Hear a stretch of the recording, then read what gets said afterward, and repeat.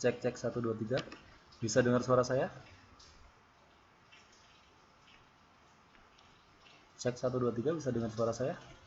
Oke, saya tunggu sebentar lagi ya, sebentar.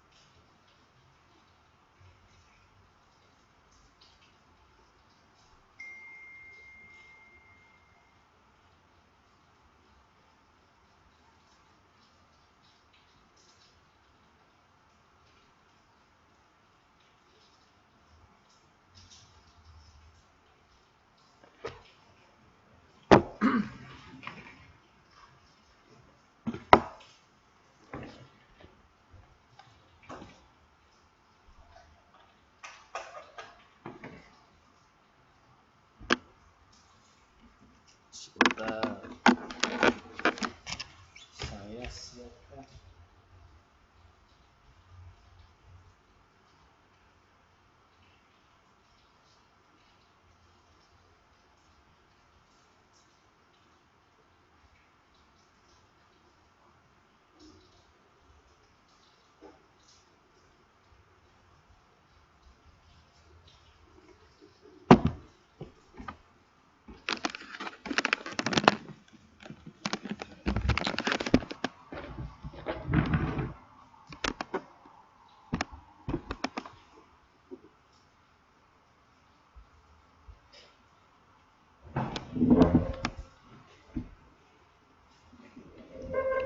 Oke, semua bisa dengar suara saya? Cek cek 1 2 3. Maaf agak sedikit lama menunggu.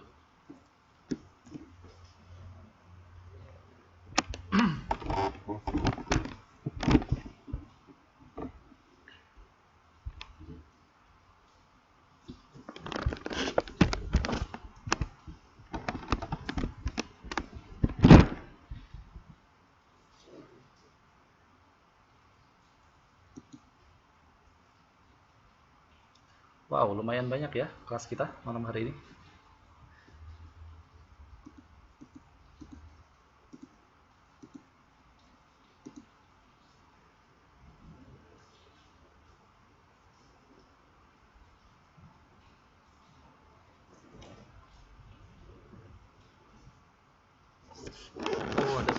ada Mbak Mulyani lagi.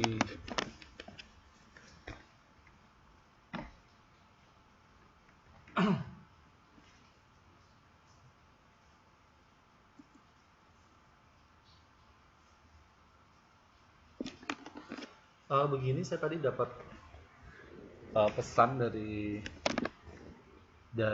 akademik bahwa ada 5 siswa yang mau dimasukkan ikut ke kelas 9. Saya nggak tahu alasannya apa, saya juga nggak tanya karena baru saya buka, dan waktu tadi saya coba untuk login, saya baru pulang dari luar gitu ya, dari apa namanya, dari kerja.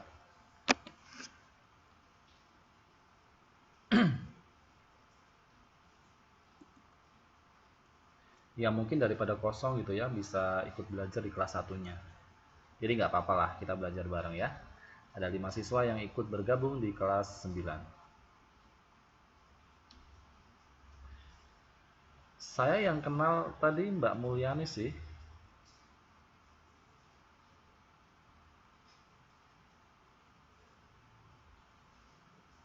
Enggak kalau penuh. Kalau penuh saya rasa tidak, karena ini kuotanya kan ada 25. Dan biasanya untuk kelas 9 ini ada 13 atau ada paling banyak 15 siswa yang masuk gitu. Jadi nggak apa-apa lah masuk.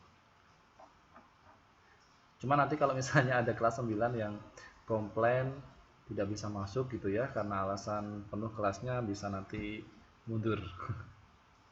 Nggak apa-apa lah, ikut kita nggak apa-apa.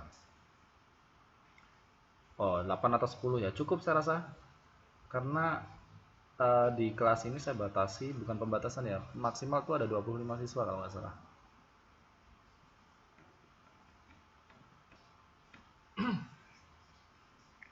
Oke, sudah masuk semua ya. Jadi saya mohon maaf tadi agak sedikit ada gangguan. Saya pulang buru-buru karena hujan sekali di luar. Dari sore tadi saya pulang dari luar, terus saya menghidupkan komputer, dan kok sinyalnya agak tidak bersahabat gitu. Jadi mau login itu susah sekali. Nah, akhirnya bisa login juga. Oke, kalau gitu kita mulai ya teman-teman sekalian. Karena sudah hampir jam 9 malam. Sorry, jam 10 malam di sana ya. Di sini jam 9 malam. Udah hampir 1 jam sekali nunggu. Mohon maaf. Saya buka sebelumnya. Assalamualaikum warahmatullahi wabarakatuh. Selamat malam rekan-rekan sekalian. Saya ucapkan selamat berjumpa lagi dengan saya Bapak Arik Pranada di kelas IPS. Di kelas 9 semester 5, program belajar kejar paket B kesetaraan Taiwan, di pertemuan yang ke 12 dan 13. Jadi rencananya malam hari ini, karena saya masih memiliki satu kali utang satu kali pertemuan di mata pelajaran IPS ini, jadi rencananya malam hari ini, kenapa agak masih lama waktunya ya, masih sekitar 2 jam lebih 8 menit, itu karena rencananya akan saya gunakan untuk mengisi 2 materi untuk mengganti kelas yang pernah kosong waktu ibu saya operasi kemarin, saya tidak bisa masuk ya. Nah, mudah-mudahan malam hari ini bisa selesai. Dan mengingatkan kepada teman-teman sekalian, hanya sekedar intermezzo saja, bahwa malam hari ini kita sudah memasuki pertemuan yang ke-13. Itu artinya tinggal satu kali pertemuan lagi yang perlu kita lalui, yang perlu kita laksanakan, karena dari akademik itu men-setting atau memberikan kesempatan tatap muka pada kita per pelajaran setiap semesternya itu ada 14 kali pertemuan. Kenapa Mbak Nurul? Tidak apa-apa Mbak Nurul, dicoba lagi saja. Nanti kalau misalnya masih ada kendala, saya diberitahu biar kita bisa cek masing-masing. Jadi saya ulangi, dari pihak akademik memberikan kesempatan untuk kita bertatap muka setiap pelajarannya, tidak terkecuali untuk mata pelajaran IPS, itu sejumlah 14 kali pertemuan. Jadi malam hari ini kita sudah memasuki pertemuan yang ke-13, itu artinya satu kali lagi pertemuan, kemudian teman-teman sekalian akan menghadapi evaluasi belajar ujian akhir semester. Ya, tinggal satu kali pertemuan. Nah, sesuai dengan rencana yang sudah saya buat di pertemuan pertama dulu ya, saya sudah menjelaskan materi-materi yang akan saya sampaikan, di mana malam hari ini adalah materi terakhir bab 7 ya, untuk semester 5 atau kelas 9 semester 5 ini ya, gitu. Jadi masih ada satu pertemuan lagi di pertemuan yang akan datang, yang insya Allah akan saya gunakan sebagai latihan atau pendalaman materi terkait dengan materi-materi setelah ujian tengah semester yang sudah kita lalui hingga malam hari ini, supaya teman-teman sekalian bisa lebih siap untuk menghadapi ujian akhir semester nanti setelah pertemuan ke-14. Saya kira ujian tengah semester akan dilaksanakan di minggu kedua di bulan Desember ya. Jadi besok kita sudah menemui atau kita akan melewati bulan Desember ya. Besok sudah tanggal 1 Desember. Jadi minggu kedua kalau nggak salah nanti kalian akan melaksanakan ujian akhir semester. Ya, selamat malam Mas Dharma. Ini sudah ada 20 siswa yang sudah hadir. Baik, sebelum kita mulai materi kelas kita pada malam hari ini, kita buka terlebih dahulu kelas kita pada malam hari ini dengan berdoa menurut keyakinan dan agama masing-masing. Berdoa menurut keyakinan dan agama masing-masing, berdoa dipersilahkan.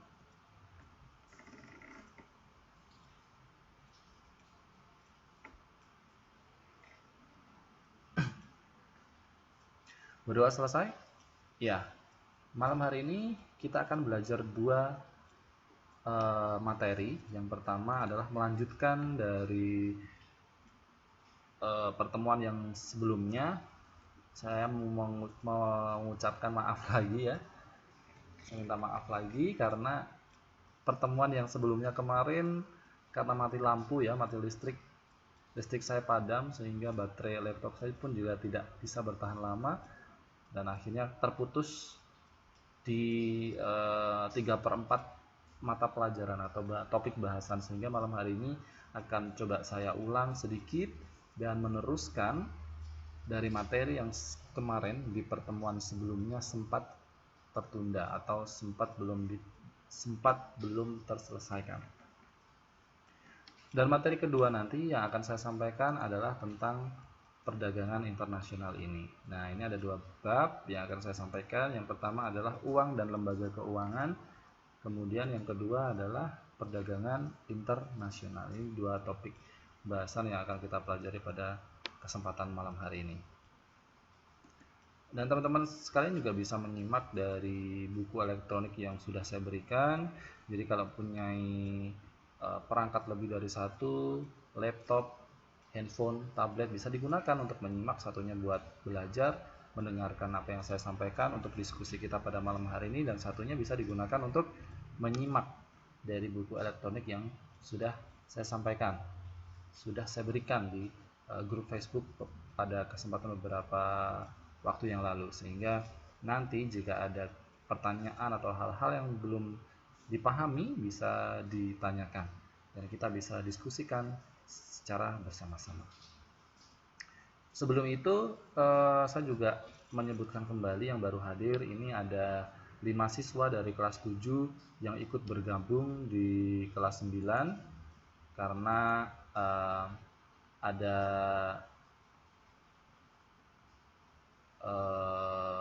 sesuatu hal yang menyebabkan guru di kelas 7 yang pada malam hari ini harusnya mengisi tidak bisa mengisi, dan daripada kosong saya persilahkan untuk teman-teman yang mau bergabung di kelas 9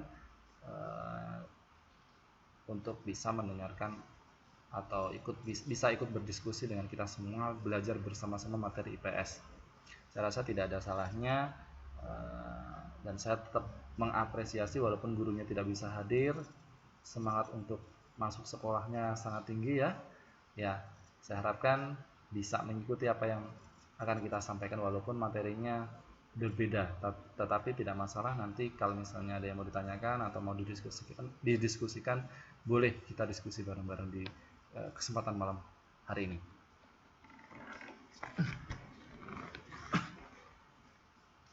Sebelum saya mulai, ini papan tulisnya atau slide PowerPoint-nya sudah bisa dilihat semua atau ada yang tidak bisa melihat atau ada gangguan? Nggak bisa. Padahal ini sudah saya buat ke PowerPoint loh. Kan biasanya PDF tuh, jadi biasanya PDF atau buku elektronik langsung saya upload dan teman-teman sekalian berkendala tidak bisa melihat. Nah, sekarang sudah saya rubah ke PowerPoint dan harapannya bisa dilihat oleh teman-teman sekalian, tapi masih ada yang muter-muterin. Mungkin itu pengaruh dari sinyal ya, atau jaringannya yang tidak bersahabat, atau bisa dibilang koneksinya lambat gitu. Dan alhamdulillah ini sinyal saya sudah bersahabat ya, sudah hijau gitu ya. Mudah-mudahan sampai selesai nanti bisa bersahabat. Tidak bisa lihat yang pakai HP? Ya benar. Harusnya bisa loh.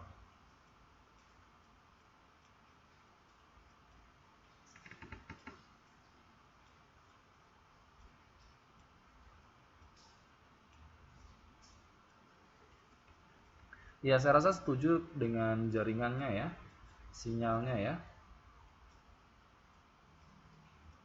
Resolusinya biasanya kalau saya ganti ke PowerPoint bisa diakses melalui handphone. Saya kurang tahu juga untuk resolusinya, mungkin ada syaratnya 5 inch ke atas gitu ya, mungkin dulu bisa.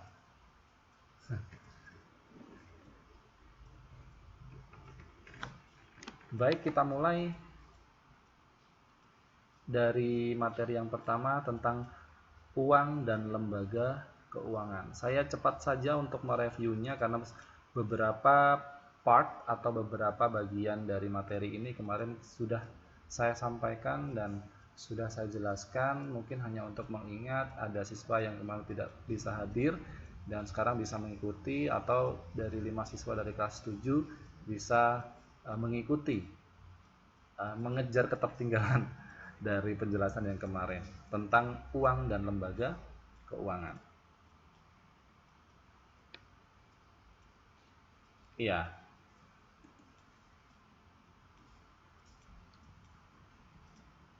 Ya, pertama kita akan mengulang sedikit tentang uang. Aduh. Apa itu uang? Ada yang mau menjelaskan apa itu uang?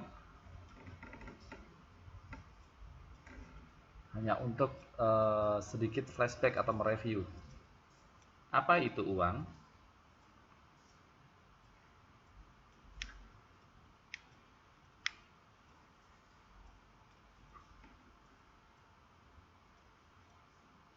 Uang adalah benda sebagai alat pembayaran. Oke.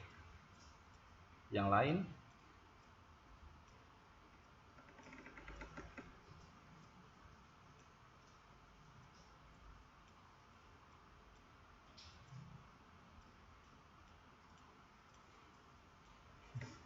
Uang adalah segalanya. Segalanya maksudnya apa? Makan pakai uang, mandi pakai uang gitu ya. Kencing pakai uang. BAB pakai uang.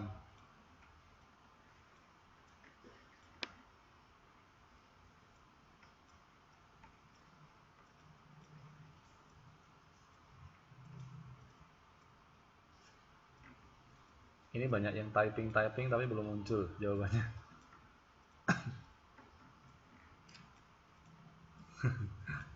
Ya, kita lihat di sini.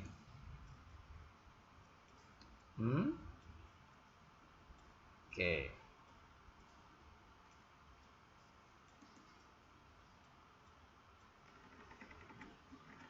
Ya, mana yang benar? Ya, di sini pengertian uang adalah benda yang merupakan alat pembayaran yang sah. Kalau kalian membayar sesuatu dengan sesuatu barang yang dia tidak sah, atau dalam suatu negara atau suatu daerah tidak menyebutkan bahwa benda tersebut merupakan alat pembayaran yang resmi, itu namanya bukan uang. Jadi yang namanya uang adalah benda, entah itu bisa bermacam-macam bentuknya, karena di setiap negara, di setiap wilayah di benua di bumi ini akan berbeda-beda tentu saja. Jadi uang adalah benda yang merupakan alat pembayaran yang sah, yang bisa diterima oleh masyarakat, yang sudah disahkan oleh sebuah negara sebagai alat pembayaran resmi atau alat pembayaran yang sah.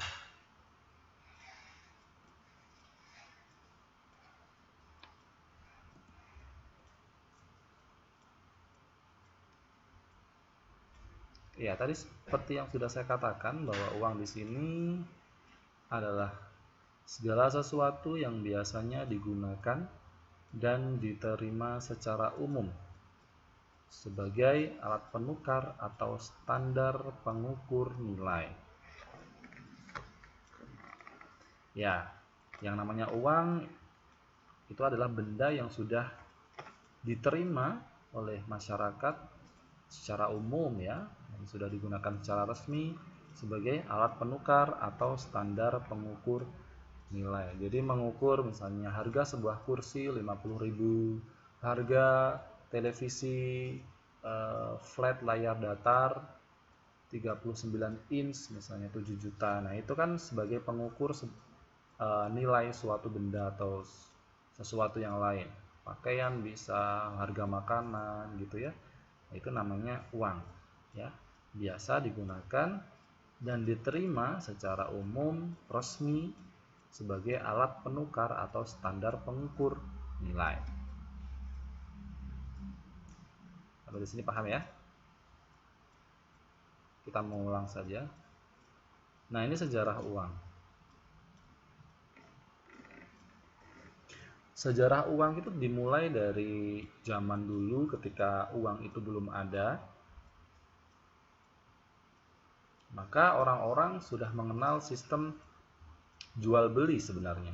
Tetapi jual belinya tidak menggunakan uang. Jadi kalau seseorang ingin membeli sesuatu, itu menggunakan sistem dengan cara perekonomian barter. Barter itu adalah tukar menukar barang. Ya, tadi misalnya contoh Mbak Mulyani sama Mbak Melia ya. Mbak Mulyani ini melihat Mbak Melia itu punya apel. Kemudian Mbak Mulyani itu memiliki beras. Nah, Mbak Mulyani ini pengen makan apel gitu ya, dan Mbak Melia itu butuh beras. Nah,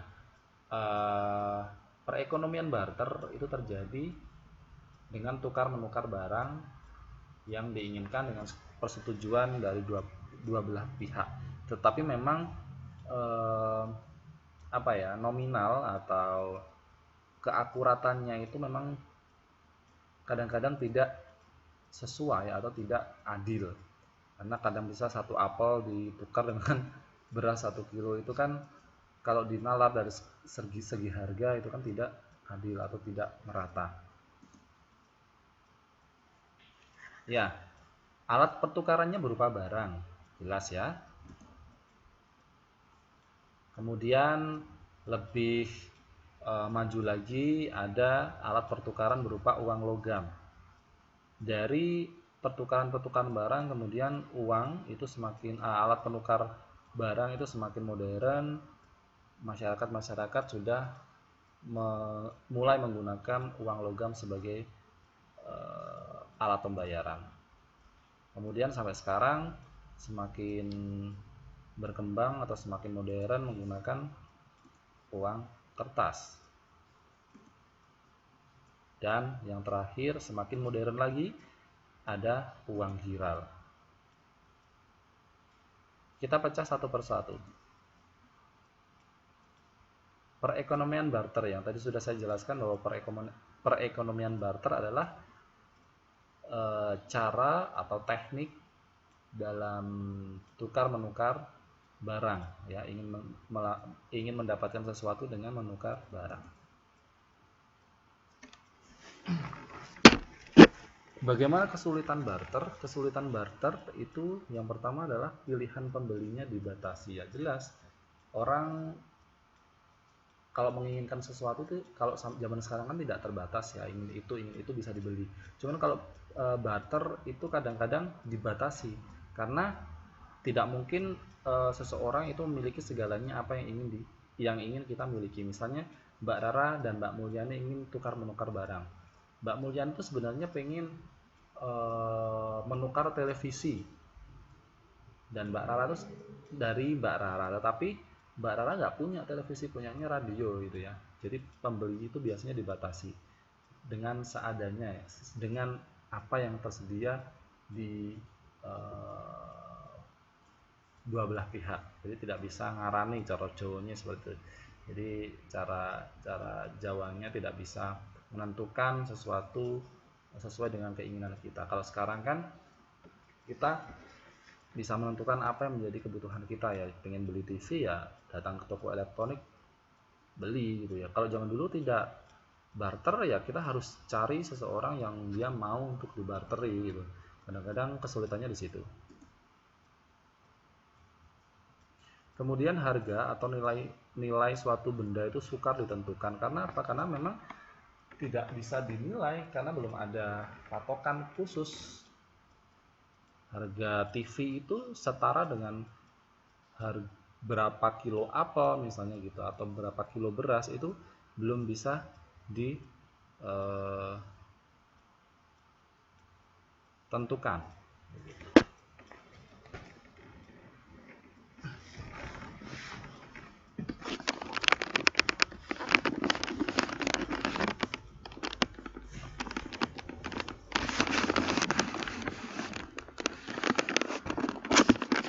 Selanjutnya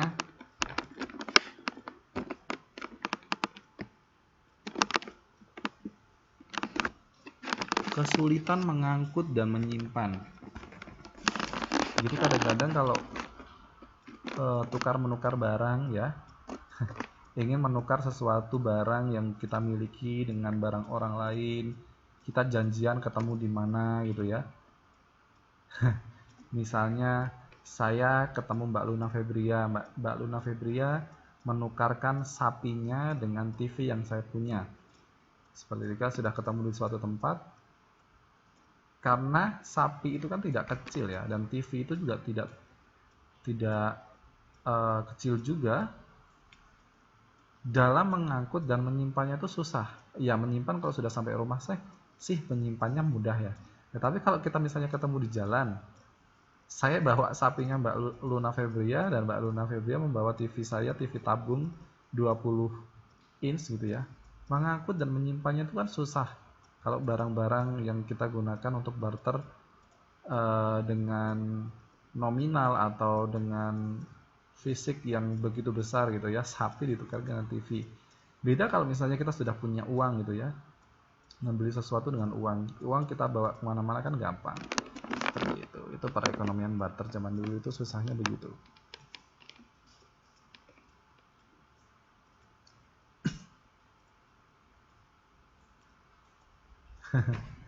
Kemudian yang keempat, sulitnya menemukan kehendak ganda yang selaras atau double coincidence of wants. Ya kadang-kadang kan yang namanya kebutuhan manusia itu kan tidak terbatas ya. Tidak mungkin dalam suatu kesempatan hanya punya satu kehendak.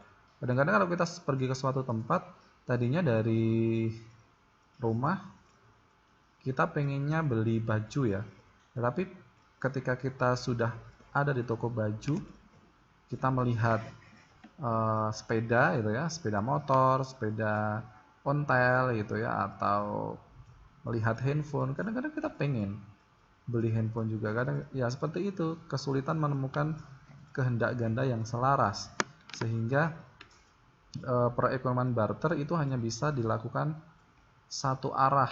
Jadi satu barang ditukar dengan barang lain dengan jenis yang sudah disepakati. Tidak bisa menyabang-nyabang. Kalau kita punya uang kan, kita beli baju terus nanti beli handphone itu kan bisa. Gitu. Nah, ini yang susah. Pembayaran secara kredit susah dilaksanakan. Ya gimana?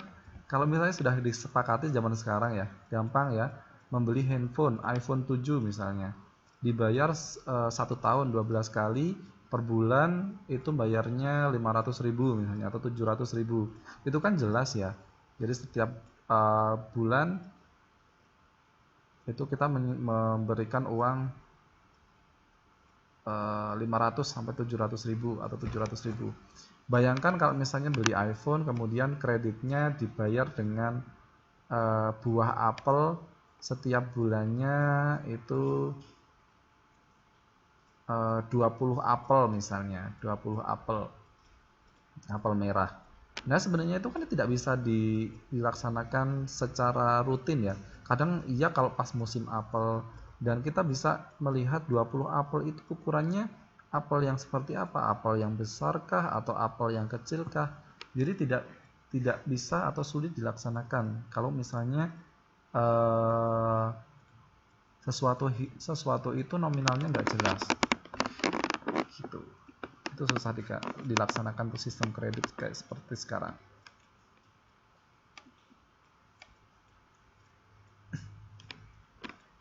Nah, seiring bertambahnya waktu bahwa alat pembayaran itu semakin lama semakin berkembang. Dari yang tadinya sistem barter atau tukar menukar barang, kemudian manusia ya, orang-orang sudah mulai menemukan kesulitan ya atau kekurangan atau kelemahan-kelemahan dari sistem barter yang tadi sudah saya sempat jelaskan. Ada beberapa item tersebut.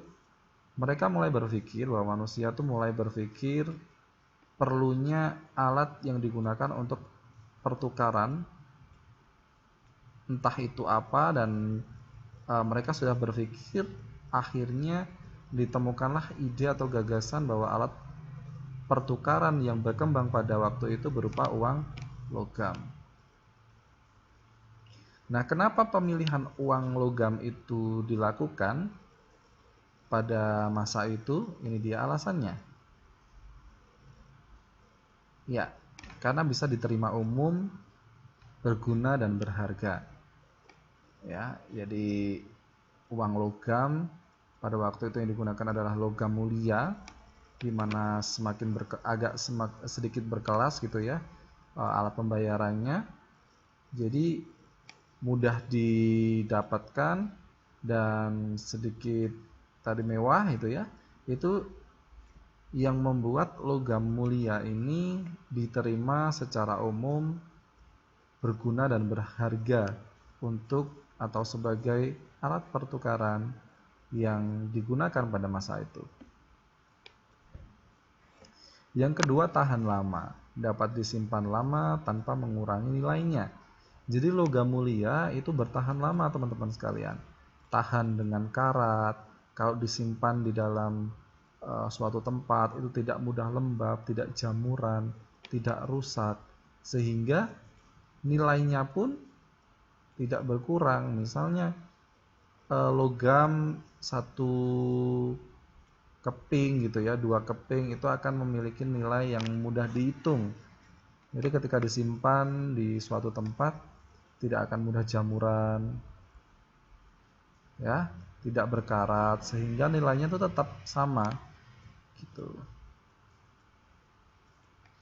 Yang selanjutnya mudah dibawa karena mengandung nilai yang besar dalam kuantitas atau volumenya yang kecil. Artinya gimana? Ya, ini mudah dibawa karena enteng ya, tidak memakan tempat yang besar untuk menyimpannya.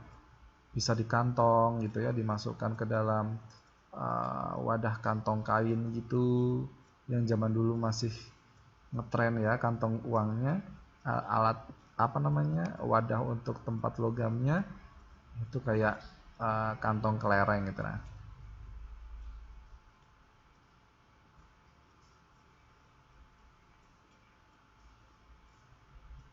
Gimana maksudnya, Mbak Rasini?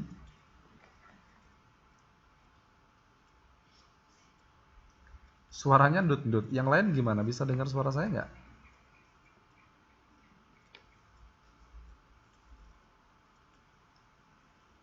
Oke, kita lanjut ya.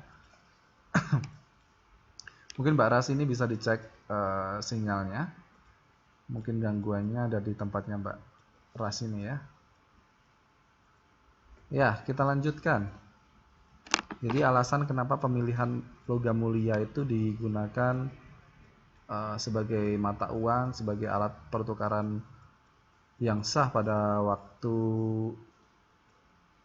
dulu ya, beberapa puluh atau ratusan tahun yang lalu sebelum uang kertas seperti sekarang kita gunakan ya itu mudah dibawa karena mengandung nilai yang besar dengan kuantitas dan volume yang kecil. Artinya nilai dari sekeping logam itu ada nilainya yang besar, tidak harus 1 kilo nilainya 1, itu enggak. 1 keping nilainya 1, 5, 10 dan sebagainya. Volumenya kan kecil, tuh beratnya kan kecil, jadi mudah dibawa, memudahkan untuk digunakan sebagai alat pembayaran. Kemudian mudah dibagi-bagi tanpa mengurangi nilainya atau menimbulkan kerugian. Jadi kalau sudah ada alat pertukaran yang sah, baik itu berupa logam, walaupun terbatas sistem keamanannya ya, tidak seperti sekarang ada benang pengaman, kemudian harus tembus inframerah dan sebagainya.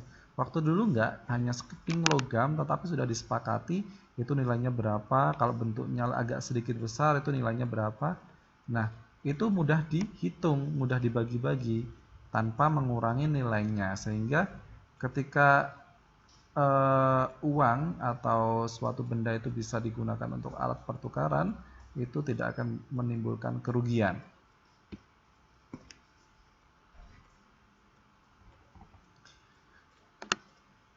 Iya, selanjutnya karena tahan lama ya uang logam ini, sehingga kualitasnya pun mudah dikontrol, sehingga nilainya juga bisa dipastikan. Nah, ini yang terakhir karena jumlahnya yang terbatas. Nah, sifatnya juga homogen untuk logam mulia ini, jadi semuanya sama. Tidak ada yang bisa membuat uang palsu itu ya. Jadi kalau uang logam mulia ya bentuknya seperti itu. Tidak ada yang membuat kemudian dari batu atau dari jenis kayu-kayuan kemudian dibuat mirip seperti logam mulia, nggak bisa. Yang namanya logam mulia ya bentuknya satu itu. Gitu. Tidak seperti sekarang ya. Karena uang kita dari kertas, orang mendapatkan kertas itu dengan mudah. Kadang-kadang uang palsu itu bertebaran di mana-mana. Nah, itu dia. Tidak mudah dipalsukan.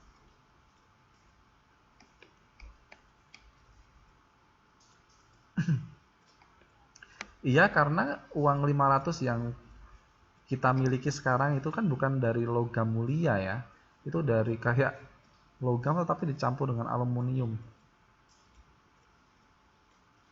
Nggak bisa, uang logam tidak bisa dipalsukan.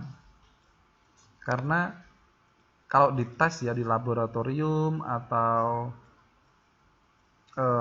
di lab logam gitu ya, dia akan logam mulia itu akan ada bahannya sendiri, jadi tidak bisa dipalsukan, misalnya diganti dengan besi atau apa yang namanya logam mulia tidak mudah dipalsu.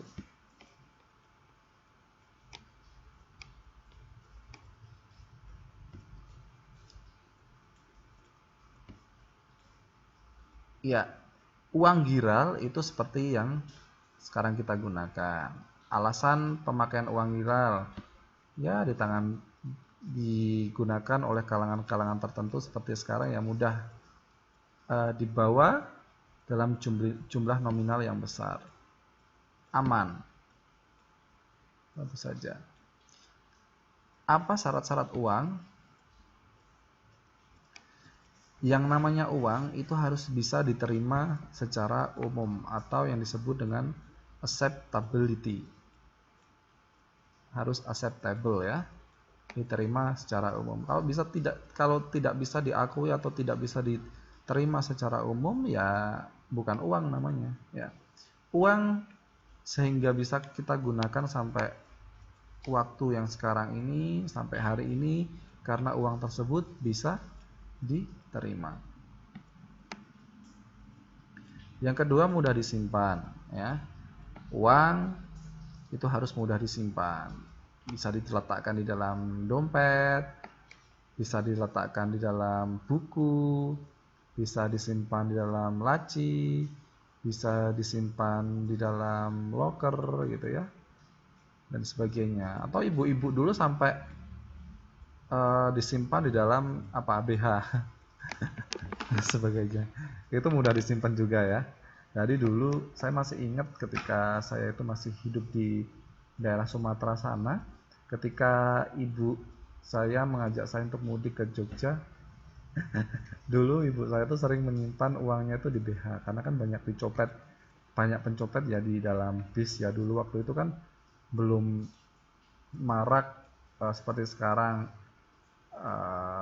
naik pesawat langsung sampai, itu enggak. Jadi pesawat zaman dulu itu sangat, kalau tidak mendesak atau tidak memiliki uang yang banyak, jangan naik pesawat lah, naik bis aja itu. Jadi naik bis dari Sumatera ke Jogja waktu itu memakan waktu kurang lebih 2 hari 1 malam, jadi sangat lama ya. Kemungkinan atau kesempatan untuk dijamret, dicopet itu kan sangat besar di dalam bis. Padahal waktu itu bis AC itu sangat jarang, masih bis ekonomi dan sebagainya itu. Sehingga ibu saya waktu itu, saya masih ingat betul, ditaruh di BH uangnya itu, sangat lucu sekali. Ya, itu menandakan bahwa uang itu mudah disimpan di mana-mana ternyata. Nah, ini mudah diangkut atau mudah dibawa, atau nama lainnya adalah portable.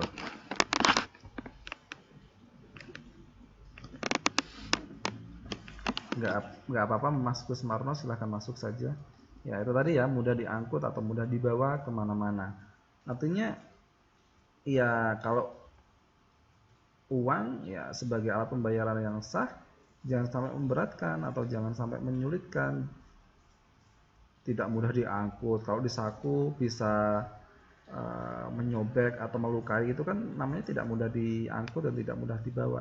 Yang namanya uang itu harus mudah diangkut dan mudah dibawa kemana-mana. Yang jelas juga bisa dibagi-bagi, mudah dibagi-bagi ya nominalnya. Tidak mudah rusak atau durability. Jadi pembuat uang, kemarin saya sempat membaca sebuah artikel uang yang ada di Indonesia, yaitu khusus uang kertas ya. Uang kertas yang dibuat di Indonesia ternyata itu bukan sembarang kertas yang digunakan. Jadi bukan kertas yang biasa kita gunakan untuk menulis, kertas buku itu bukan. Kertas yang digunakan untuk print itu bukan. Jadi uang kertas yang digunakan di Indonesia ini, kemarin saya sempat baca, itu terbuat dari kertas khusus yang dia tidak mudah rusak oleh cuaca. Jadi kalau kena air itu dia tidak mudah rusak, kena panas dia juga tahan panas dan sebagainya. Nah, itu tidak mudah rusak. Jadi ada kertas khusus dengan bahan khusus yang didatangkan langsung, bahannya itu dari Belanda. Kalau nggak salah kemarin saya baca seperti itu. Jadi walaupun uang kertas kelihatannya sangat rentan sekali rusak ya. Saya lupa nama kertasnya apa, nanti saya coba cari lagi. Yang jelas itu ada kertas khusus yang dibuat untuk membuat uang kertas yang sama bahannya dengan bahan kertas yang digunakan untuk membuat euro, uang euro. Tuh. Tetapi tetap saja ya, kalau kita lihat-lihat uang kertas di Indonesia ini rentan kotor, rentan sobek juga ya. Tapi kalau kemarin saya lihat dari beritanya, itu ada ada kertas khusus yang digunakan, seperti 50-an ribu, 100 ribu itu dibuat khusus dari kertas khusus yang tidak mudah rusak. Tetapi kalau kita lihat dari uang seribuan, 2000 gitu ya, sampai 5000 itu gampang loyo, gampang rusak. Dan kebiasaan dari warga negara kita yang suka mencoret-coret uang, itu sebenarnya kebiasaan yang buruk ya. Sehingga di mata dunia sekarang kan zaman globalisasi, bangsa-bangsa luar itu bisa mudah datang ke Indonesia untuk berlibur ataupun bekerja, otomatis mereka juga akan memegang uang kita sebagai nilai tukar karena mereka ada di negara Indonesia. Ya kita malu saja ketika mereka berkomentar kenapa uangnya jelek sekali gitu ya. Ada coretan di mana-mana, ada coretan hubungi aku di nomor sekian. Terus tulisan-tulisan galau dan sebagainya, itu merupakan sebenarnya sesuatu hal yang tidak baik ya. Karena kita harusnya memang warga negara yang beradab dan berbudaya, tidak seharusnya mencoret-coret uang dengan hal-hal seperti itu.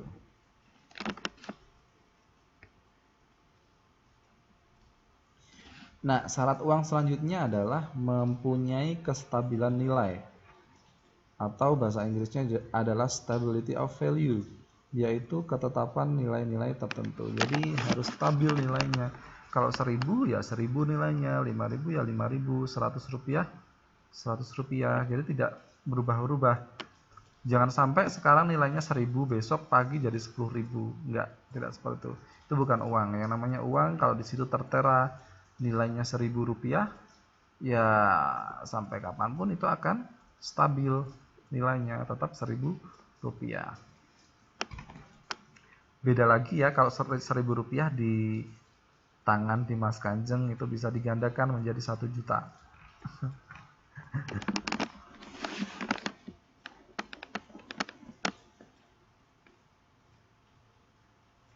Kurs sama kestabilan nilai uang itu beda.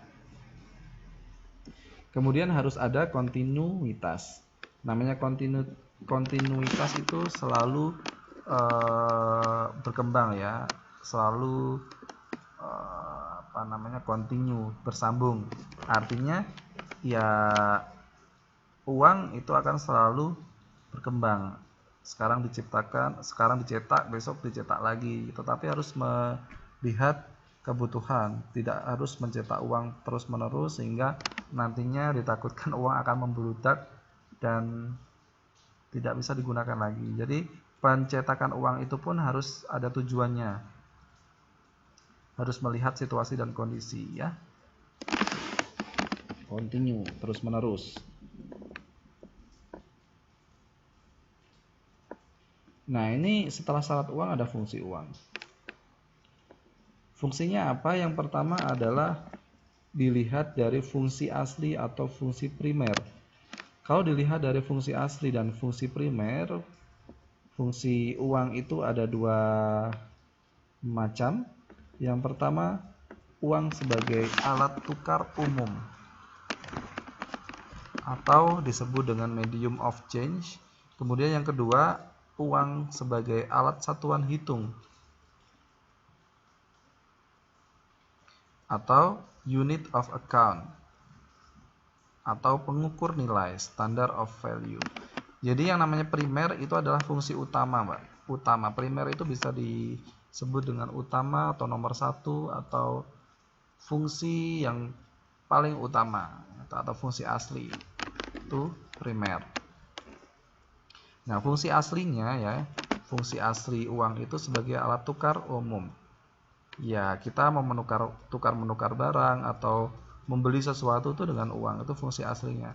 Atau yang kedua adalah sebagai alat satuan hitung. Jadi untuk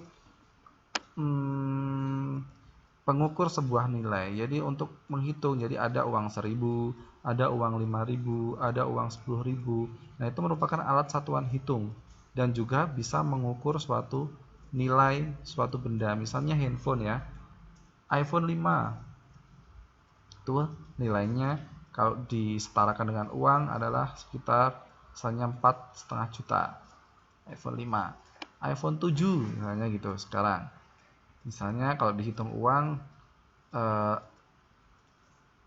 pengukuran nilainya kalau distandarkan dengan uang itu 12 juta misalnya begitu. Jadi ada dua fungsi asli dan fungsi primer dari uang. Yang pertama adalah uang sebagai alat tukar umum, dan yang kedua uang sebagai alat satuan hitung.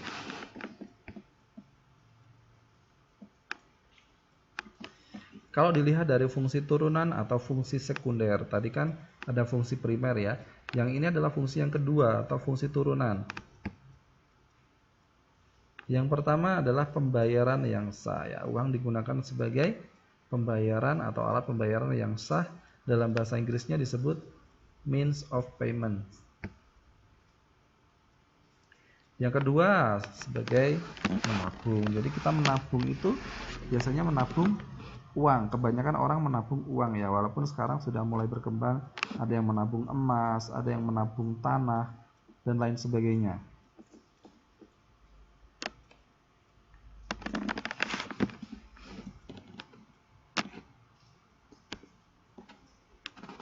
Kemudian sebagai penimbun kekayaan atau store of value. Jadi orang yang memiliki timbunan uang yang banyak ya atau kekayaan yang banyak biasa disebut dengan orang yang kaya. Jadi sebagai penimbun kekayaan, semakin dia banyak menimbun uang semakin kaya. Kemudian fungsi turunan uang sebagai pencipta kesempatan kerja, artinya orang-orang yang bekerja kemudian dibayar, diberi upah, itu sebagai fungsi turunan atau fungsi sekunder, sebagai pemberi upah atau gaji atau bayaran terhadap seseorang yang bekerja. Kemudian yang selanjutnya sebagai pembayaran utang atau disebut dengan standard of deferred payment. Ya, sebagai pembayaran utang. Orang-orang biasanya membayar utang dengan uang karena memang yang dipinjam uang. Gitu. Sebagai nafkah ya. Kemudian yang selanjutnya adalah penunjuk harga. Ini hampir sama dengan fungsi yang pertama tadi yang sebagai pembentuk nilai. Ya, fungsi turunan pun atau fungsi sekunder pun menyebutkan bahwa fungsi uang itu sebagai penunjuk harga. Harga TV, harga rumah, harga tanah, harga handphone, dan sebagainya. Itu sebagai penunjuk harga. Kemudian yang selanjutnya adalah sebagai alat pembentuk modal. Biasanya orang yang ingin membuat sebuah usaha, dia kan perlu modal ya. Nah, orang-orang mengukur modal itu biasanya dengan uang ya. Gitu. Wah, ini mulai Mbak Melia itu mulai galau ini, harga cinta. Kalau harga cinta biasanya juga bisa diukur dengan uang, Mbak.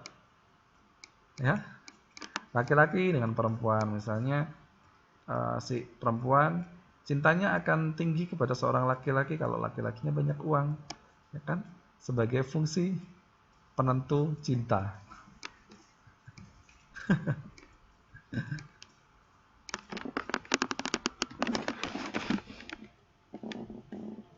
Bisa juga itu dimasukkan ya di situ.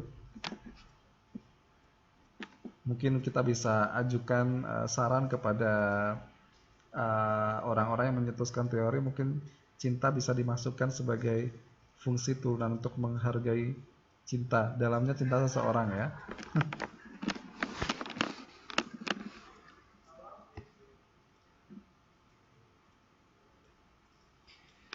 Ya, selanjutnya ada fungsi dinamis. Ya, fungsi dinamis itu apa? Yaitu pengaruh naiknya barang-barang atau sebaliknya mungkin akan berakibat turunnya harga-harga. Jadi kalau semakin banyak barang yang ada di suatu daerah, ya itu biasanya berakibat turunnya suatu harga. Misalnya produksi cabai di Jawa Barat meningkat, ya, artinya baru panen cabai, petani-petani cabai lagi panen cabai sehingga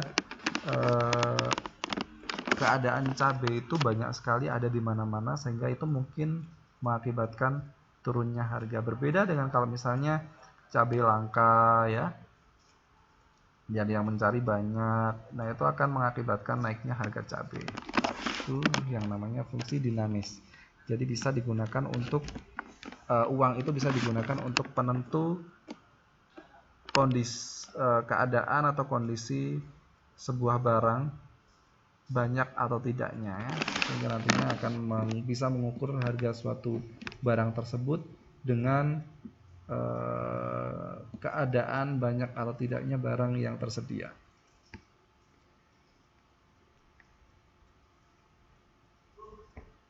Nah, ini akan saya bahas tentang jenis uang. Jadi jenis uang itu dibagi berdasarkan bahan pembuatannya, berdasarkan nilainya, berdasarkan kawasan, berdasarkan lembaga yang mengeluarkan.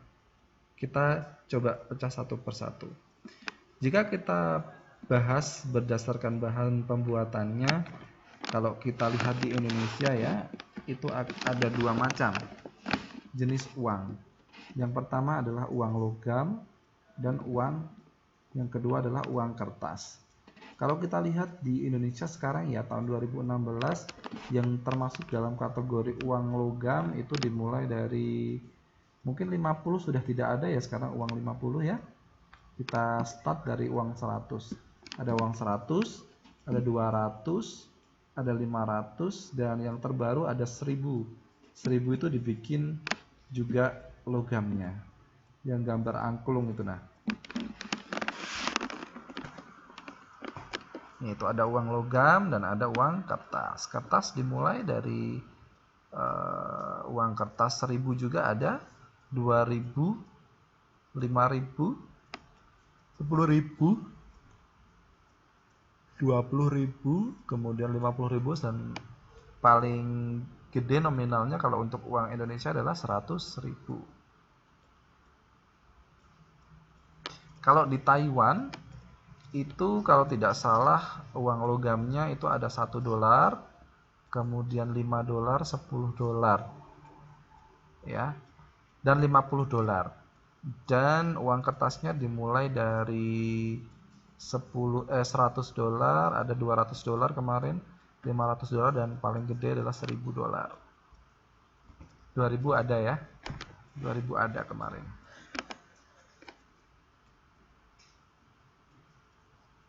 Tetapi kemarin saya belum sempat lihat yang 2000. Saya lihatnya yang $200 uang kertas.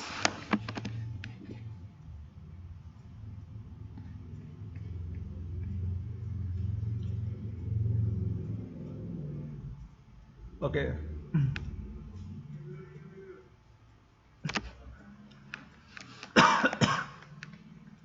Ya mungkin belum banyak terdistribusi sehingga orang-orang pun juga belum familiar dengan uang 2000 tersebut. Dan saya pun kemarin yang uang 200 itu juga sangat baru, ketika saya dapat terus saya simpan. Karena belum biasa ya, jadi biasanya megang uangnya yang 100, 500 atau 1000.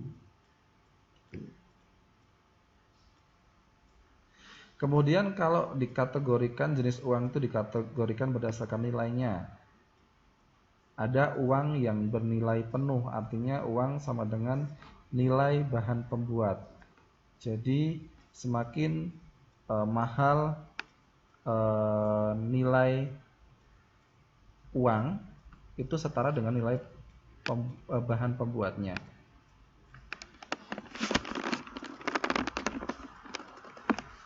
Ya, kenapa semakin nggak ada nilainya? Karena dilihat dari sistem ekonominya, gitu. Jadi sistem ekonomi kita itu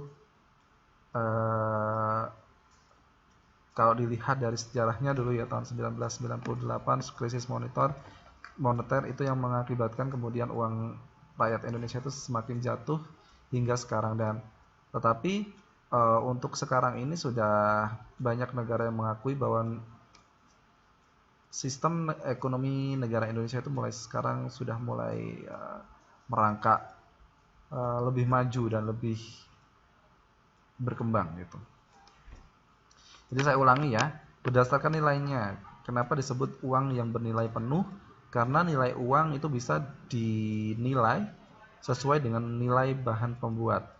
Jadi kita kalau sebagai contoh, sebagai contoh mudahnya ya, kita melihat uang 1000 dan kita bandingkan dengan uang 100.000.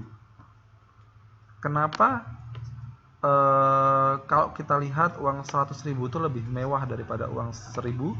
Ya itu kita lihat dari bahan pembuatnya. Semakin bahan pembuatnya itu terlihat elegan, terlihat mahal, ya harga uang tersebut semakin mahal, seperti yang kita lihat dari uang 100.000 kalau kita bandingkan dengan uang 1000 ya. Jadi seperti itu. Jadi kita lihat dari nilai bahan pembuat sehingga nilai uangnya pun semakin tinggi, semakin berbeda. Mungkin bahan yang digunakan untuk uang 1000 itu bahan yang tidak sebagus uang 100.000 sehingga itu pas digunakan untuk nominal uang 1000. Uang yang bernilai tanda. Jadi nilai uang itu sama dengan tanda angka yang tertera. Jelas ya? Jadi berdasarkan nilainya yang namanya uang 1000 ya itu 1000 gitu ya. Uang 100.000 sesuai dengan tandanya yaitu harganya 100.000. Ini berdasarkan kawasan. Lokal misalnya rupiah untuk Indonesia, rupiah untuk India. Itu berdasarkan kawasannya, karena kalau kita lihat mata uang sebuah negara, misalnya Singapura mata uangnya dolar Singapura, Malaysia mata uangnya adalah ringgit Malaysia, Indonesia berdasarkan konten lokalnya ya, kawasan lokalnya mata uangnya rupiah untuk India. Kalau untuk regional, karena Eropa itu terdiri dari negara-negara yang besar-besar gitu ya, mereka menggunakan euro untuk kawasan Eropa, jadi lebih luas daripada lokal. Kemudian internasional, misalnya USD. USD itu terkenal atau diakui sebagai standar perdagangan internasional mata uangnya itu. Ya, ini berdasarkan kawasannya. Jadi bisa membedakan ya. Euro digunakan untuk kawasan Eropa dan USD bisa digunakan sebagai regional Amerika, cuman karena USD itu juga diakui sebagai mata uang standar perdagangan internasional, maka USD ini dikategorikan sebagai jenis pengkategorian uang berdasarkan kawasan internasional. Nah, ini rupiah, ada 100.000, 5.000 ini mata uang lama yang saya ambilkan dari internet tadi. Sampai saat ini mata uang yang paling tinggi menurut saya adalah pound sterling.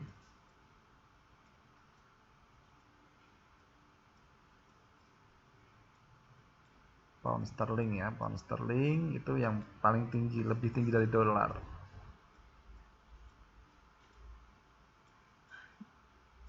Nah, ini euro. Bagus ya duitnya ya. Kemudian ini US dollar. 1 pound sterling, aduh, kalau rata-ratanya ya, rata-ratanya itu bisa 16.000, 17.000.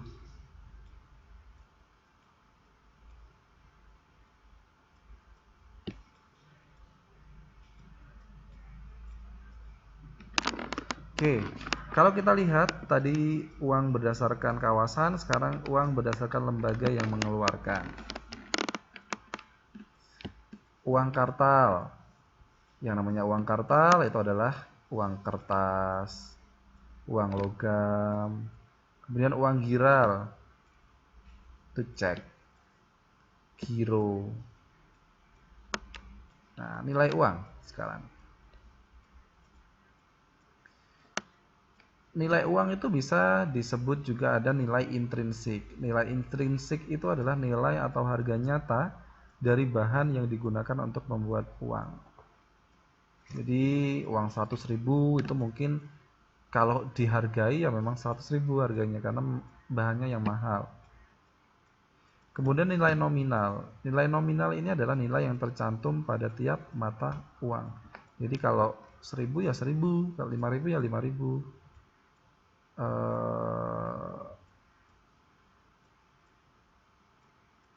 Kemudian 10.000 ya 10.000. Kalau yang paling rendah saya tidak terlalu yakin mana, cuman ada sebuah negara itu yang lebih miskin atau lebih gede nilai nominalnya dari Indonesia.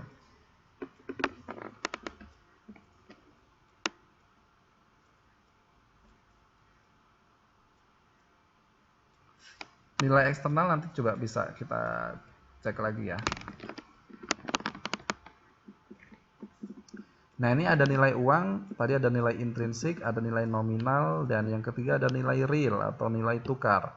Nilai real atau nilai tukar ini adalah nilai uang yang diukur dengan daya beli suatu barang dan jasa.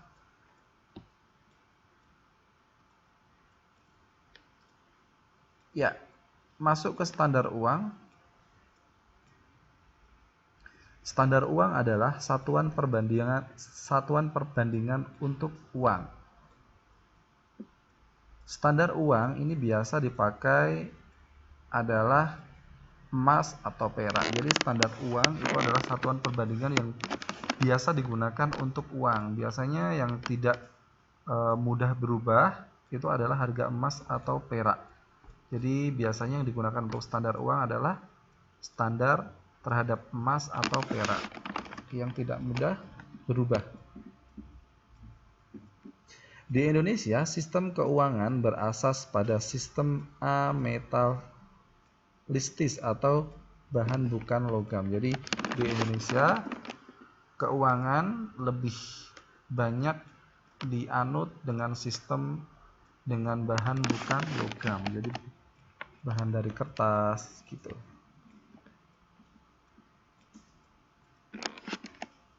Nah, berikut ini ada faktor-faktor yang mempengaruhi nilai uang. Yang pertama, faktor permintaan.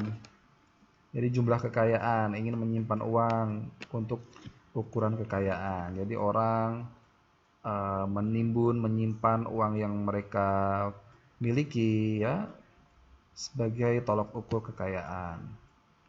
Kemudian tingkat tabungan, semakin banyak tabungan akan meningkatkan nilai uang. Kemudian perubahan harga-harga, naik turunnya sebuah harga itu dipengaruhi oleh nilai uang. Faktor penawaran, uang banyak ditawarkan mengakibatkan nilai turun ya. Semakin banyak uang diproduksi, semakin banyak uang ditawarkan, orang-orang banyak memiliki uang. Coba kalau setiap orang itu paling sedikit punya uang 4 triliun gitu ya, penghasilan 4 triliun, nanti akan menurunkan nilai uang itu sendiri. Kemudian faktor uang yang beredar, semakin banyak uang yang beredar maka nilainya akan turun. Nah, itu tadi yang seperti yang saya sampaikan.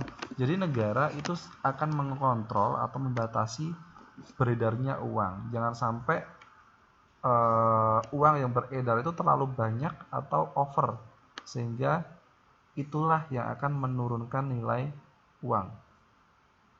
Bayangkan kalau misalnya orang-orang itu memiliki uang banyak sekali setiap orang, otomatis nilainya akan turun gitu. Jadi lebih baik yang beredar itu sedikit dan pas digunakan sehingga nilainya tidak turun. Sehingga itulah pentingnya sebuah negara itu memiliki badan-badan atau lembaga-lembaga yang digunakan untuk mengontrol beredarnya uang. Kemudian faktor kebijakan pemerintah. Pemerintah dan bank sentral selalu menjaga peredaran uang untuk kestabilan ekonomi. Nah, ternyata tadi sudah saya katakan ya, ada lembaga-lembaga yang di sini yang langsung di bawah pemerintah digunakan untuk menjaga peredaran uang, karena peredaran uang itu juga bisa menjadi tolok ukur terkait dengan kestabilitasan ekonomi.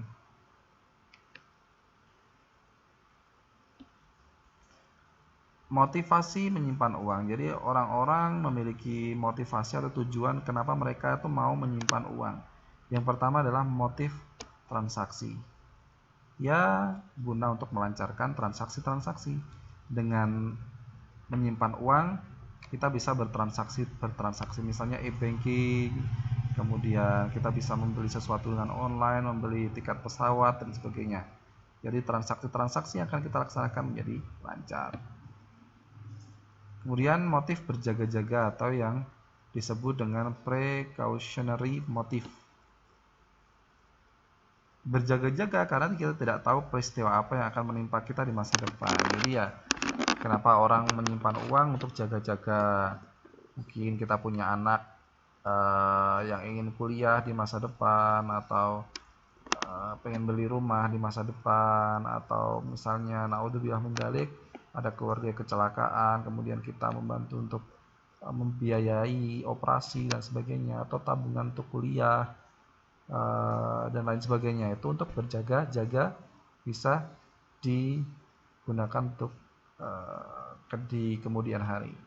Ya, bisa juga Mbak Melia disimpan untuk nikahan gitu ya, buat lamaran orang. Tapi untuk melamar orang itu kan sesuatu yang direncanakan, tapi bukan sesuatu yang berjaga-jaga untuk sesuatu hal yang darurat ya.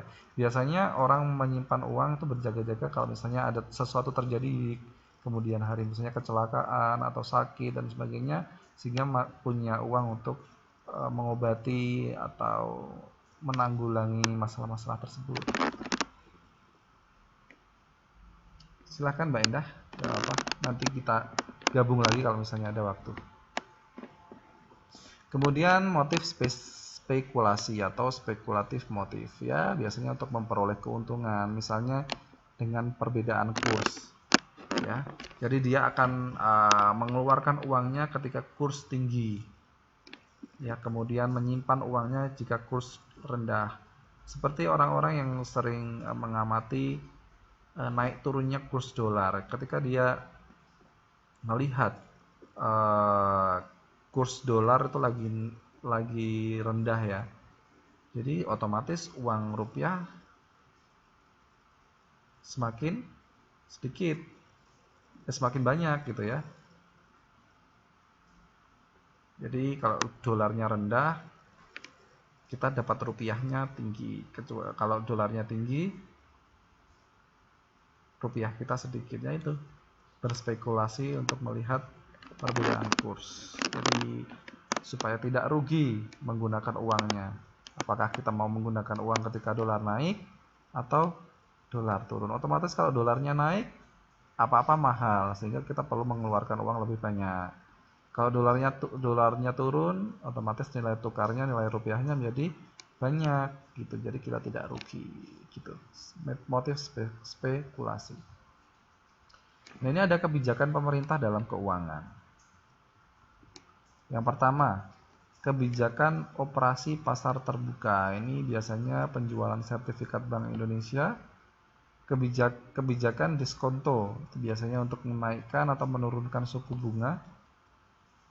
Kemudian kebijakan rasio kas, mengubah peraturan tentang cadangan minimum kas di bank. Ini biasanya dikontrol oleh pemerintah ya.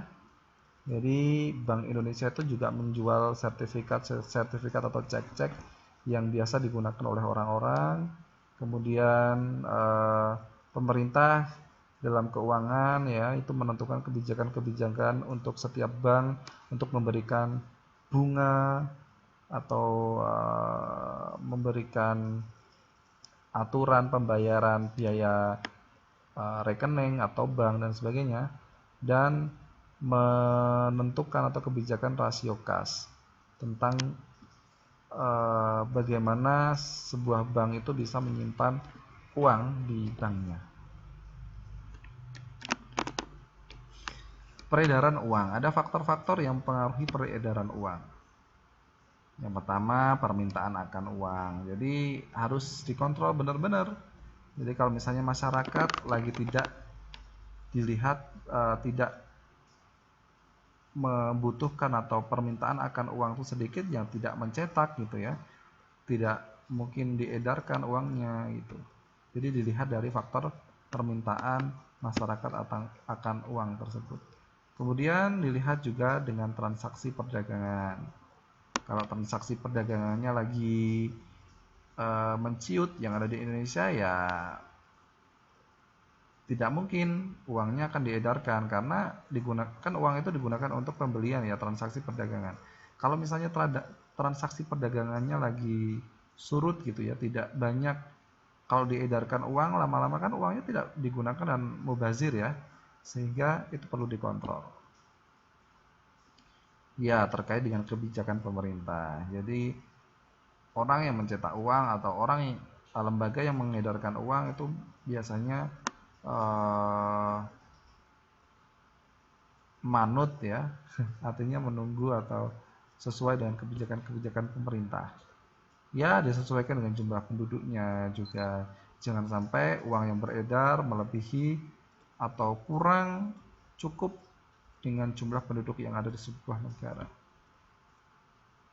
Disesuaikan dengan pendapatan penduduknya juga, tingkat suku bunga dan harga barang, serta selera masyarakat akan uang. Kalau misalnya masyarakat seleranya uang 50-an, ya banyak dicetak atau diedarkan uang 50-an ribu.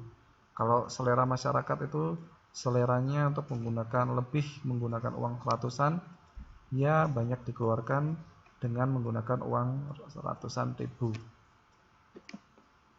Oke, yang selanjutnya adalah kurs mata uang. Ya, seperti langsung saya berikan contoh aja penghitungan kurs. Ada kurs jual dan ada kurs beli. Semua kurs itu dipandang atau dikontrol oleh bank ya. Contoh, Joko akan pergi ke Amerika. Dia menukarkan uang rupiah sebesar 10 juta ke US dollar. Pada waktu itu, kurs Bank Indonesia 1 dolarnya adalah 7.250 untuk dijual dan 7.500 untuk dibeli. Nah, berapa USD yang akan Joko terima? Berarti di sini dia akan menjual ya. BI-nya menjual ke Joko. Jadi jualnya biasanya kan beli lebih mahal. Ya, berarti kan beli yang akan dialami oleh Joko. Jadi kan Joko ingin pergi ke US kan, tadi ke Amerika. Dia punya uang 10 juta dan dia ingin menukarkan, berarti nanti dia dapatnya adalah yang harga 7.500 dalam 1 dolarnya. Biasanya beli itu lebih mahal daripada jual.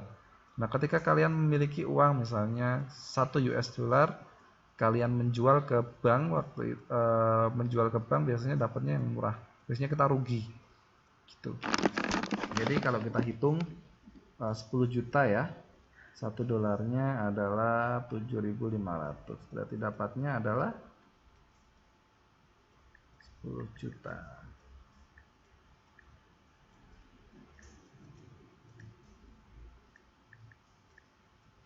Jadi dia dapatnya 1.333 dolar untuk beli.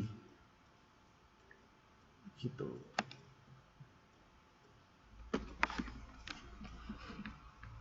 Itu yang namanya kurs mata uang. Nah, ini penjelasannya. Uang Joko 10 juta. Kurs beli 7.250 per 1 US dollar. Kurs jualnya adalah 7.500 per 1 US dollar. Uang yang diterima Joko adalah 10.000 dibagi 7.250 US dollar atau sebanyak 1.379. Artinya yang membeli di sini adalah bank. Inilah yang dimaksud dengan kurs pandang dari bank, ya.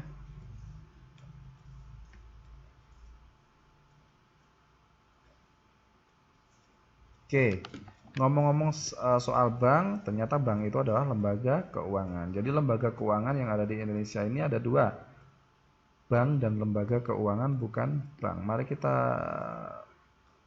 selidiki satu persatu. Kalau kita membahas bank, di sini ada beberapa hal yang perlu kita bahas. Ada pengertian, ada usaha, asas, fungsi, dan tujuan bank di Indonesia. Ada jenis-jenis bank, ada produk bank, dan ada peranan bank. Pengertian bank. Bank itu berasal dari bahasa Italia, yaitu banca. Banca itu berarti meja yang digunakan oleh para penukar uang di pasar. Jadi, bank adalah badan usaha yang menghimpun dana dan menyalurkannya kepada masyarakat. Apa itu usaha? Asas, fungsi, dan tujuan bank di Indonesia. Usaha pokok, menghimpun dana dari masyarakat. Jelas, jadi sebagai tempat bagi masyarakat yang ingin menyetorkan atau menabung, menyimpan uangnya ke bank.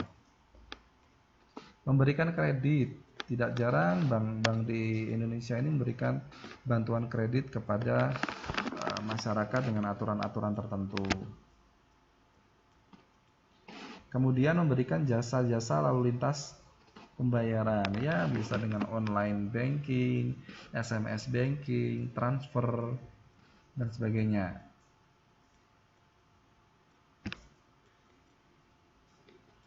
Kemudian memberikan jasa-jasa dalam peredaran uang. Nah, biasanya bank ini yang mengontrol peredaran uang juga. Asas, fungsi, dan tujuan perbankan di Indonesia. Yang pertama adalah asas. Sesuai dengan pasal 2 Undang-Undang Nomor 10 Tahun 98, yaitu demokrasi, ekonomi, dan prinsip kehati-hatian atau yang namanya prudential principle. Fungsinya sesuai dengan pasal 3 Undang-Undang Nomor 10 Tahun 98 bahwa bank itu memiliki fungsi sebagai penghimpun dana dan penyalur dana masyarakat. Tujuannya sesuai dengan pasal 3 Undang-Undang Nomor 10 Tahun 98 bahwa tujuan bank itu adalah menunjang pelaksanaan pembangunan nasional. Itu merupakan asas, fungsi, tujuan, dan asas, fungsi, dan tujuan perbankan di Indonesia.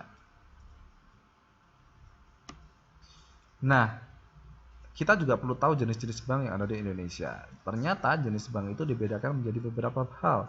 Yang pertama, dibedakan berdasarkan fungsinya. Yang kedua, dibedakan berdasarkan kepemilikan modal. Yang ketiga, berdasarkan kelompok penetapan cash ratio.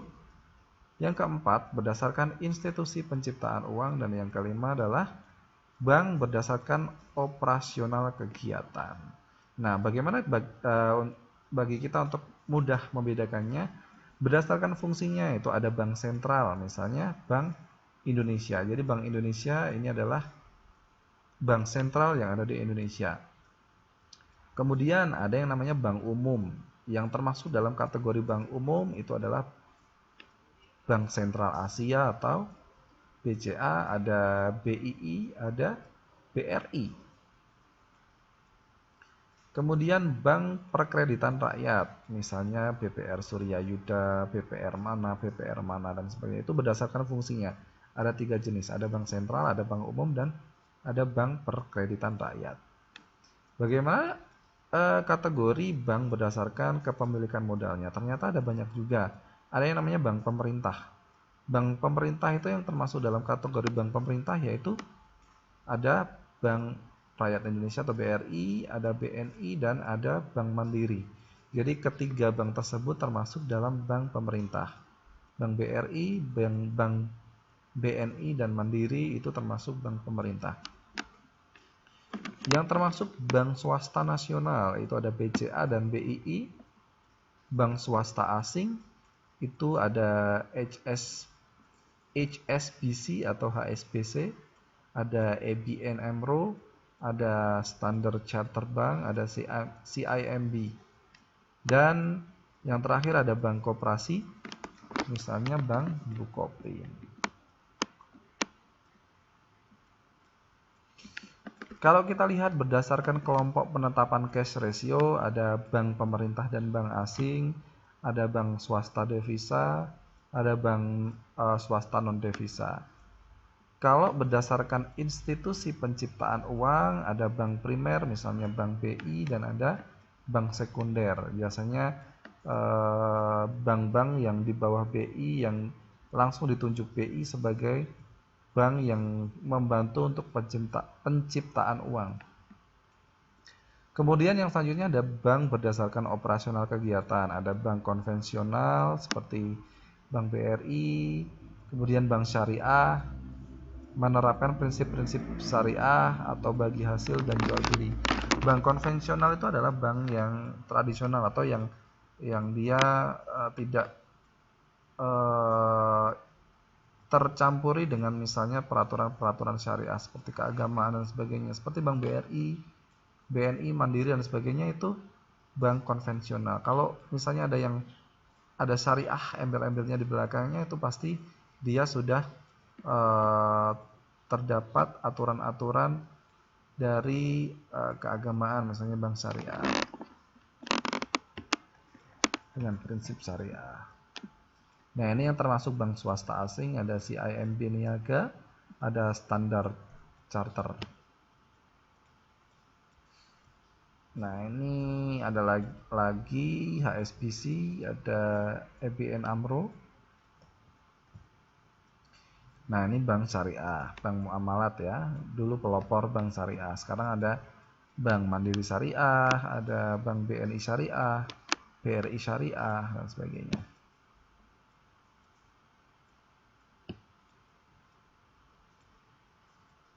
Oke. Nah, yang terakhir, apa sebenarnya yang diproduksi bank? Yang diproduksi bank itu bukan lantas sebuah barang ya, seperti mie instan atau televisi dan sebagainya, bukan. Yang diproduksi oleh bank itu adalah merupakan fitur-fitur atau sebuah pelayanan yang bisa digunakan oleh nasabah bank, seperti tabungan, bisa menyimpan uang, deposit, ya bisa mengambil uang, atau ada yang namanya rekening giro, ada pembayaran internasional. Kalau misalnya sedang berada di luar negeri dan kemudian harus membayar sesuatu, membeli sesuatu di luar negeri tersebut, bisa melakukan pembayaran dengan produk-produk bank tertentu. Ada clearing, ada travel check, ada in-cash, ada remittance, kartu kredit, safe deposit box, ada phone banking, cash management, transfer uang, ada ATM, ada poin pembayaran dan sebagainya, banyak sekali. Ini hanya sebagian saja yang saya tuliskan di sini. Setidaknya teman-teman sekalian sudah paham produk-produk bank atau produk-produk yang diciptakan oleh bank kepada nasabahnya untuk kemudahan bertransaksi keuangan. Peranan bank, yang pertama melancarkan peredaran uang di masyarakat. Dengan bank, peredaran keuangan di masyarakat itu bisa dikontrol. Kemudian membantu dalam pembangunan. Tak sedikit dari bank-bank ini membantu pembangunan nasional dengan kredit dan sebagainya. Kemudian meningkatkan taraf hidup masyarakat. Jadi masyarakat semakin mudah ya, semakin modern dengan menyimpan, tidak lagi menyimpan uangnya di rumah di bawah bantal guling, di bawah kasur ya, menyimpannya di bank lebih aman dan bisa ditarik kapanpun, bisa diambil kapanpun. Menjaga stabilitas nilai dan jumlah uang yang beredar. Jadi bank ini mengontrol nilai dan jumlah uang yang beredar. Kemudian peranan bank yang selanjutnya adalah mencetak uang. Biasanya yang ditunjuk untuk mencetak uang adalah bank sentral saja, seperti Bank Indonesia. Dan bersama pemerintah melakukan kebijakan keuangan. Ya, fungsi lain dari bank-bank adalah bersama pemerintah untuk mengatur regulasi keuangan yang ada di suatu negara. Kalau kita bicarakan negara Indonesia, berarti regulasi yang ada di Indonesia. Ya, lembaga keuangan bukan bank. Yang pertama ada koperasi kredit. Itu bukan bank, tetapi dia mengatur regulasi keuangan seperti bank, tapi bukan bank. Koperasi kredit ya. Jadi orang-orang, kalau bank syariah itu bank yang dia tidak konvensional, artinya tidak tradisional, tidak hanya melayani produk-produk bank yang tadi sudah saya jelaskan, tetapi dia menyelipkan prinsip-prinsip bagi hasil sesuai dengan prinsip-prinsip keagamaan. Ya, ini saya lanjutkan ya, lembaga keuangan bukan bank. Ada koperasi kredit, ya contohnya Kosipak, koperasi KUD dan sebagainya. Mereka juga sebenarnya bertindak seperti bank, tetapi dia bukan bank, melayani simpan pinjam, tabungan dan sebagainya. Kemudian adanya perum pegadaian. Ya, di pegadaian seseorang itu bisa menyimpan barangnya, kemudian ditukar dengan uang dengan jangka beberapa waktu, kemudian kalau sudah mempunyai gantinya, seseorang itu bisa menebus barangnya kembali. Ya, bertindak seperti bank, tetapi bukan bank. Kemudian ada asuransi, misalnya Sinarmas, Jamsostek, Askes, dan sebagainya. Mereka kan menyetor ya, menyetor dana, dan kemudian bisa digunakan kembali gitu. Ada dana pensiun, dan kemudian ada leasing pembiayaan atau kredit ya di FIF, Adira, Home Finance atau PAF. Banyak sekali. Nih, koperasi simpan pinjam misalnya, itu bentuk koperasi. Kemudian ini lembaga-lembaga pembiayaan atau leasing. Kredit biasanya ya ada Adira Finance, ada FIF, ada Home Finance, ada BAF. Kalau yang pernah kredit motor, kredit mobil gitu ya, mungkin pernah menemui istilah FIF itu yang singkatannya adalah Federal International Finance atau Adira Finance, seperti itu. Oke, sebentar lagi selesai kok.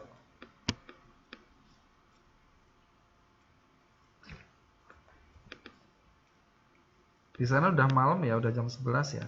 Ini sebentar lagi selesai.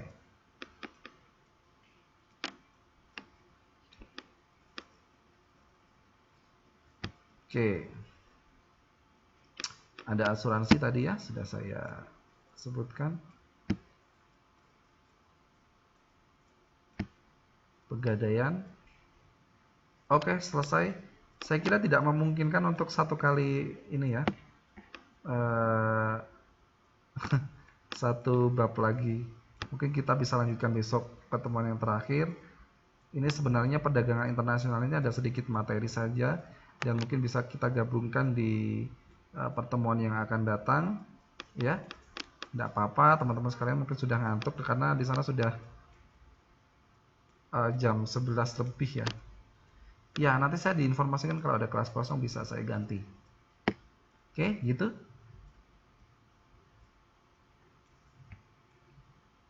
Nah, udah selesai. Oke. Teman-teman sekalian, terima kasih atas waktu yang telah diberikan kepada saya untuk menjelaskan materi uang dan lembaga keuangan. Sebenarnya ada 2 bab, tetapi tidak mungkin waktunya. Jadi bisa kita ganti di pertemuan terakhir besok. Kita masih ada 1 kali pertemuan. Dan terima kasih atas waktunya kembali. Kita tutup pertemuan pada malam hari ini dengan berdoa menurut keyakinan dan agamanya masing-masing. Berdoa dipersilahkan. Berdoa selesai, mudah-mudahan ada manfaatnya. Saya akhiri. Dari saya kurang lebihnya mohon maaf. Sampai jumpa lagi di pertemuan yang akan datang. Assalamualaikum warahmatullahi wabarakatuh dan selamat malam. Selamat beristirahat.